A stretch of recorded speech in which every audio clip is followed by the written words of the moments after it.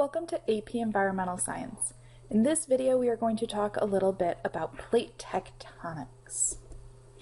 So when we think about the Earth as a whole, all the resources on Earth that are available today are based off of what was here when the planet formed a really long time ago. Now, the Earth's structure, it's made up of three parts. We have the core in the middle. Surrounding the core, we have the mantle, and outside of the mantle would be the crust.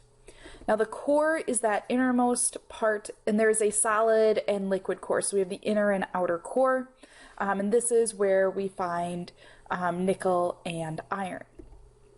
The mantle is that next step outside, and this is a pretty thick zone, and it's kind of this plastic-like rock, and this is what leads to plate tectonics actually moving. Now, the outer part of that mantle, we have the asthenosphere and the lithosphere. So the asthenosphere is that plastic region, and the lithosphere is that crust in the upper mantle. So the crust is that outermost edge of the Earth. This is the thinnest layer out of all of these, and this is where we have our actual tectonic plates, and this is where we have our land surface and the plates that line the bottom of the ocean. So why do we care? Why am I talking about this structure of the Earth? Well, it's because the Earth has a limited or finite supply of mineral resources, and what we have today is all the more that we're ever going to have today. We're not going to ever have new minerals just magically appear on the Earth. So once we've mined everything that's been easy to access, we're going to have to use more energy and more resources to access the remaining mineral deposits. So in order to think about sustainability and living well on the Earth, we need to make sure that we're reusing and recycling our mineral resources. Now, the Earth is constantly changing, and it changes through a couple different processes. The first one, and the one we're focusing on in this video, is the tectonic cycle, or that movement of tectonic plates. We also have the rock cycle, and we also have soil formation, which is through succession, ecological succession. Now, we can use maps of these tectonic plates to determine where different landforms are found on the Earth, and these are because of those tectonic cycles, and we'll get into that here. So there are two types of tectonic plates. We have oceanic plates, and we have continental plates. Now, the plates under the ocean, or oceanic plates, these are very dense, and these are rich in iron.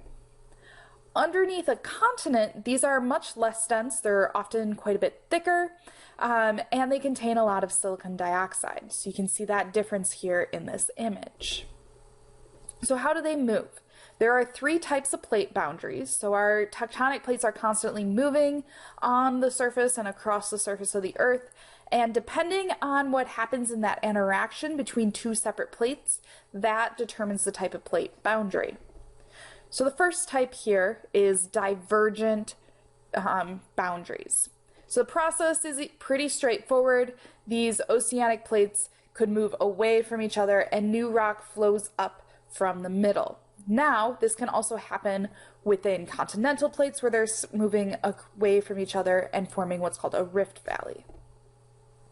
So the result, we have new minerals from within the core of the Earth, or within that mantle of the Earth, that are rising up to the surface.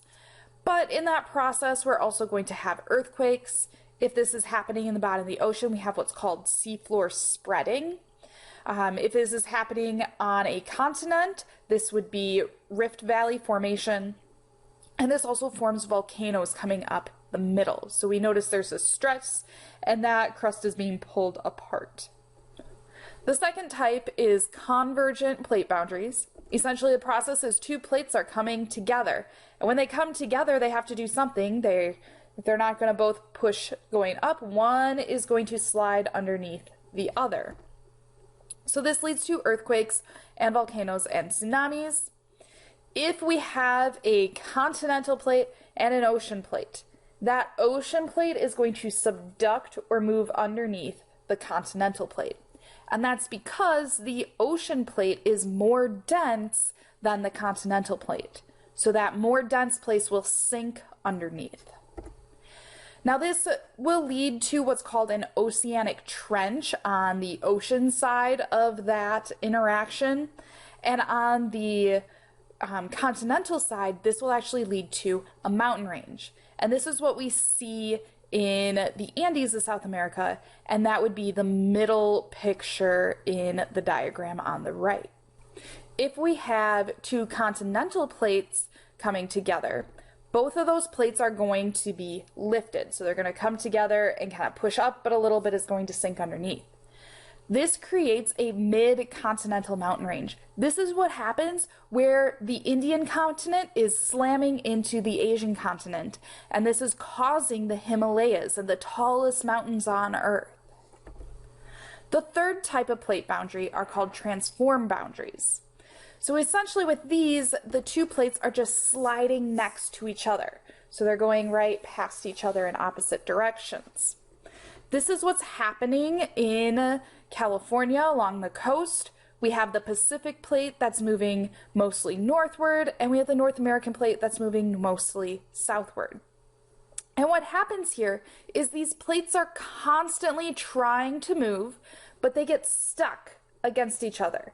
And when they finally do move past and release that energy, that's when an earthquake happens. So why do they move? What's really going on here? They're not just floating there and moving willy-nilly. They are moving in specific directions. And this has to do with heat. So if you look at the core of the Earth, there is a whole bunch of radioactive elements there that are going through radioactive decay. And as you learned in chemistry, as a substance goes through this radioactive decay, it releases some heat. And that heat that's being released from the core warms up the mantle, and it causes these plumes of hot magma, which is just another word for that substance in the mantle, to move upwards towards the surface. And once it reaches near that crust, it will start to cool, and it will move along the surface just underneath the crust, and it will pull that plate with it. So this means that those tectonic plates are in constant motion because these cycles are constantly happening within the Earth's crust. So what is an earthquake? Now, an earthquake can take place in any type of tectonic interaction. So any type of plate boundary can produce an earthquake. So if we're looking at this, our original position of the two plates, and the example on here is a transform boundary. Again, this can happen at any type of plate boundary. So we start with them right in their normal place, and they build stress. So they feel like they want to start pushing, but they can't. They're stuck. So imagine there's something stuck together here. But then eventually there's going to be so much pressure that it finally releases, and it has that sudden movement. And that release, that is the earthquake. Now, a tsunami is what happens when you have an earthquake that happens underneath the ocean and causes one of those tectonic plates to suddenly lift up just a little bit. And that uplift pushes the water above it up to create a new wave, and the energy from that wave will move across the surface of the ocean, and as it gets near land, that can be incredibly destructive. If we're looking at what causes a volcano, now a volcano is just because of rising magma. And again, that can happen at quite a few of these plate boundaries. The only one that it doesn't really happen much with would be a transform boundary. But with a divergent boundary, when they're spreading apart, you have new magma coming up to the surface. Now, these are not the explosive big volcanoes. It's kind of a slow little trickle and bubble underneath the surface of the ocean.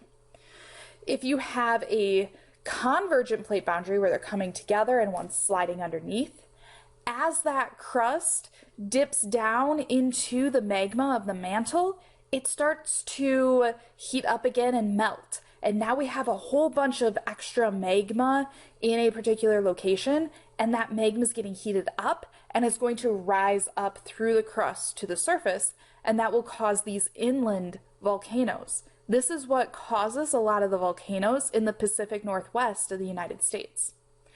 Now you can also have a volcano at a hotspot, and a hotspot is just a thin area within the crust where a plume of magma is coming up and pushing through the surface. This is what causes some island chains such as those found in Hawaii. So in summary, you should be able to describe some of these geological changes and events that occur at convergent, divergent, and transform plate boundaries, and you should be able to explain some of the mechanisms behind volcanoes and tsunamis and earthquakes. Leave your questions here at the end, and I hope that as you watch this video, you were able to learn something.